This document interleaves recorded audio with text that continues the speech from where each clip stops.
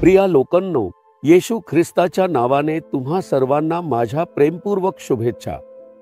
प्रभू येशू ख्रिस्त खूपच अद्भुत आहे। आपल्यासाठी सर्व काही पूर्ण करणारे तेच आहेत। आपण विचार करत असलेल्या गोष्टी घडवून आपल्याला आनंद देणारे तेच आहेत।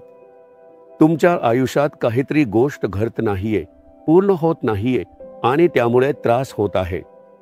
आज ती गोष्ट यशस्वी होणार नाही असं वाटतं, कधी याचा शेवट होईल असं वाटते। अशा प्रकारे तुम्ही अनेक प्रयत्न करता आहात, मेहनत करता आहात, लोकांना भेटता आहात, लोकांशी बोलता आहात, प्रयत्न करता आहात, पण काहीच घडत नाहीये।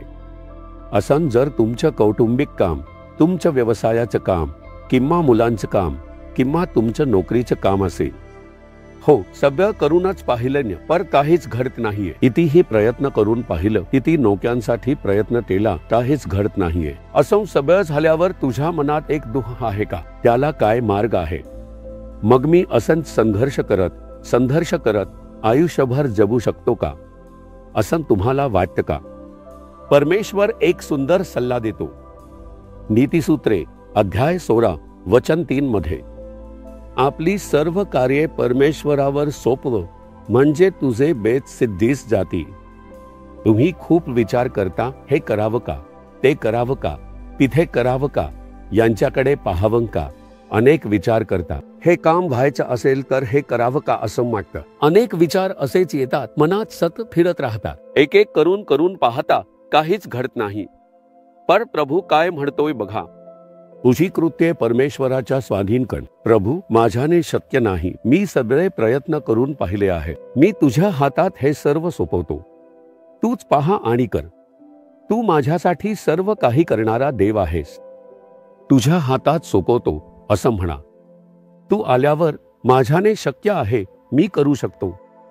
प्रार्थना करणं गरजेचं आहे, त्याचबरोबर हे सगळं करावं लागतं। ठीक आहे, चूक नाही, तुम्ही मेहनत घ्यायलाच हवी, प्रयत्न करायलाच हवे। पण जर तुम्ही फक्त त्यावरच अवलंबून राहिलात तर अपयश, निराशा आणि अयशस्वी गोष्टी घडतील।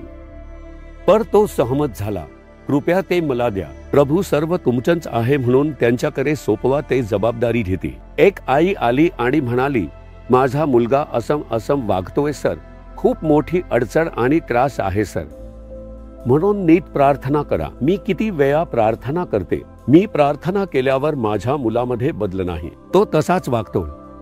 त्याच्याबद्दल विचार केला तरी खूप दुःख होतं, रोजचं एक ओझं वाटतं असं त्या म्हणाल्या। नाही, तुम्ही तुमच्या मुलासाठी प्रार्थना करत आहात, पण तुम्ही तुमचा मुलगा प्रभूकडे सोपवला आहे का? नाही, मी सोपवल्यामुळेच प्रार्थना करते, पण तुम्ही सोपवलं का हे माहितीये का? प्रभू, माझा मुलगा आता तुझं मूल आहे, तूच त्याच्यासाठी मरण पावलास, त्याच्या आयुष्यातील गोष्टींसाठी तूच जबाबदार आहेस, असं तुझ्या हातात सोपवून दिल्यावर ती विशिष्ट जबाबदारी नाही, कारण ती प्रभू सांभाळून घेतील, ती प्रभूच्या हातात सोपवली आहे। जर अशा प्रकारे पूर्णपणे अर्पण केलं तर तो येऊन जबाबदारी स्वीकारतो, तो मुलामध्ये बदल घडवून आणतो, समस्येला बदलतो। आपण म्हणतो की आपण अर्पण केलं, पण खरं तर पूर्णपणे अर्पण केलेलं नसतं। जर तुम्ही खरंच अर्पण केलं असेल तर त्यानंतर त्या गोष्टी संबंधी कोणतंही दुःख किंवा ओझं तुमच्यावर राहायला नको। ती गोष्ट प्रभूला अर्पण केली तोच काळजी घेईल। मी आता त्याबद्दल चिंतित नाही, स्पष्टपणे सांगायला हवं। पण तुम्ही म्हणता की अर्पण केलं, तरीही अजूनही ते तुमच्याच आत ठेवलेलं आहे। प्रभू म्हणतो, तू मला दिलंच नाहीस, तू प्रार्थनेत येऊन सांगतोस, पण नंतर ते परत घेऊन जातोस।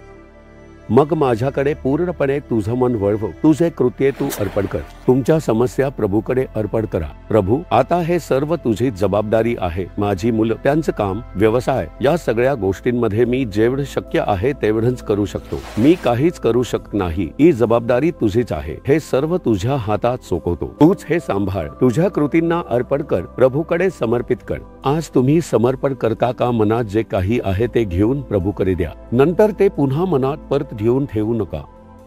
तसंच तुम्ही सर्व काही अर्पण करून ठेवता, पण आपण काय चूक करतो माहिती आहे का? आपण प्रभूकडे जातो, प्रार्थना करतो, रडतो, 1 तास प्रार्थना करतो, सर्व काही त्याच्यावर सोपवतो. प्रभू, मी माझे सर्व अश्रू ओतले आहेत असं आपण म्हणतो. ती प्रार्थना संपवून आपण त्याच दुःखासोबत येतो, कारण आपण अर्पण केलेली गोष्ट पुन्हा आपल्या मनात परत घेऊन ठेवलेली असते. प्रभू म्हणतो, तुमच्या चिंता माझ्यावर टाका, सोडून द्या, त्या मला अर्पण करा आणि निघून जा. हेच तर समर्पण आहे. म्हणून आपली कृत्यम आणि गोष्टी आपण त्याच्याकडे समर्पित करायला हव्या. पूर्ण जबाबदारी आता तुमचीच आहे प्रभू. यापुढे मी काळजी करणार नाही, दुःखी होणार नाही. आता पुढे यासाठी तुम्हीच काळजी घ्या. मी हे तुमच्याकडे समर्पित केलं असं सांगा, तेव्हाच चमत्कार घडेल. तुम्ही आज ते करणार आहात का? इतकी वर्ष मनात ठेवून काहीच घडलं नाही, काहीच घडलं नाही. मी प्रार्थना करतो, अश्रू ढाळतो, काहीच घडलं नाही. आज तुम्ही समर्पण करणार आहात का? तसंच प्रभूला सांगा, प्रभू, माझ्या अंतःकरणात असलेलं सगळं ओझं मी तुमच्याकडे समर्पित करतो. ही अडचण, हे काम, ही गरज जी मला इतकी वर्ष वेदनेत ठेवत आहे, ती गोष्ट, ती कृती मी तुमच्या हातात सोपवतो. आता यापुढे त्याची जबाबदारी तुमचीच आहे. आता यासाठी मी काळजी करणार नाही, यासाठी मी ओझं वाहणार नाही. आता यापुढे सगळं काही तुम्हीच करावं लागेल. मी तुमच्या हातात हे समर्पित करतो. तुम्हीच याची काळजी घ्या. येशूच्या नावाने. आमेन, आमेन.